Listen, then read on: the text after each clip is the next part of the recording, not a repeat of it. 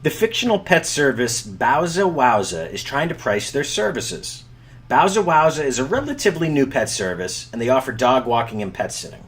The owner of Bowza Wowza, Pete LaFleet, used to run a widget factory, and in the widget factory they had a very simple formula to decide their prices.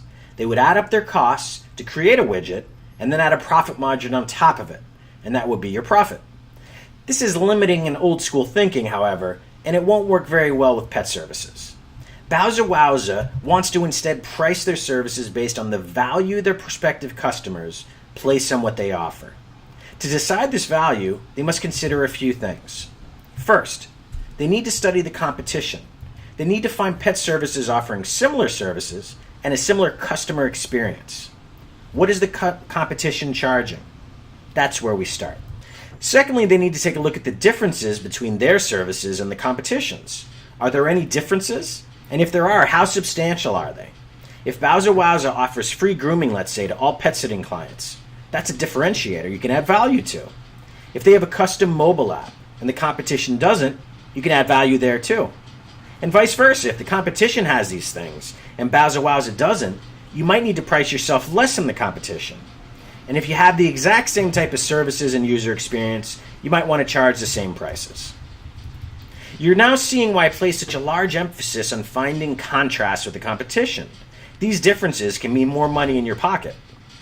Thirdly, how do we know how much value clients will associate with our differentiators? The simplest way to answer this is to ask them directly. If you have existing clients, pose the question to them. Would you pay $2 more a walk because we offer X service too? If you don't have clients, you can ask dog owners in the neighborhood. Fourth, you know when cleaning a rug with a chemical, you're supposed to just dab a small area and see how it responds? Well, Bowza Wowza can test their prices out with a few select clients before offering them company-wide, and this will allow them to gauge customer reaction. Now, I can't tell you exact numbers or percentages you should charge in relation to the competition, because that's what you'll discover from the customers and dog owners you talk to.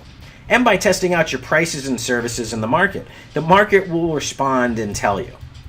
If the town Bowza Wowza operates in has no dog runners, and Bowza Wowza decides to offer dog running, you'll be able to charge a high rate for this service, partly because no one in the area has a frame of reference for what it should cost. No one else offers dog running, so there's more value added to that service because of the scarcity.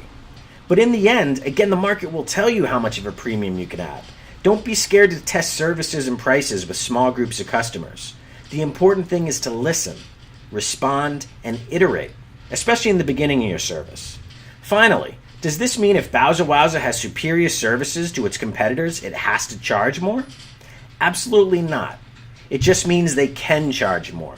Their approach might instead be to not only have the best services, but also have a slightly lower price than the competition, creating a very appealing option to potential customers. The deciding factor will be how much value clients place in your services versus the competition. Your final price might be decided by if you want to remain an individual dog walker and pet sitter versus hiring people to work with you over time.